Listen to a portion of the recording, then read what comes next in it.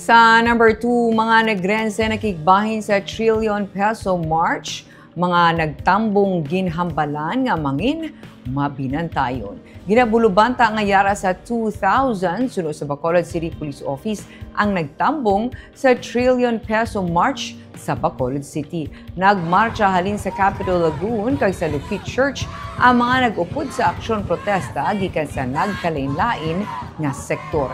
Bit-bit ang mga placard ginapanawagan nila nga dapat may manabat sa natabo nga kinawatay sa kabansang gobyerno. Isa ka programa ang ginpatigaan sa plaza. Sa speech ni Anay Negros Occidental Governor Alito Coscolluelas, ang grupo nga tama na kag isa sa mga nag-organisa sa protesta, nagpanawagan siya sa mga nagrense nga hindi lang sa aksyon protesta dapat mangin aktibo ang mga ordinaryo nga pumuluyo. Dapat mangin parte sang solusyon ang tanan. Pareho sang pagbantay sa mga iligal nga istruktura nga ginapatukod sa mga creek nga ginahalinan sang baha kag pagbantay kag pagsaway sa mga nagahaboy sang basura bisan diin lang. Pero dapat may mapreso na kag ibalik ang kinawatan nga kwarta.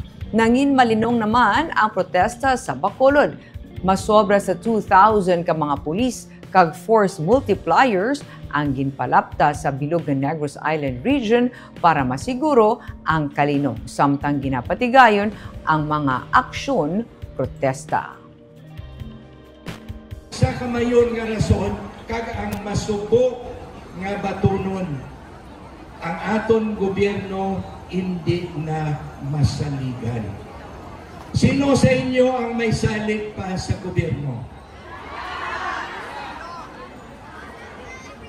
Ano ay ang batsagon sang iban mga ekstranghero, mga investors, kung mismo ang Pilipino ay salig sa iya gobyerno, ano nagidayan sila? So angay gid may-ari kita sang pagkambyo, kag mauna ini sa pag-untat sang tinunto sa gobyerno, ang pag-untat sang korupsyon.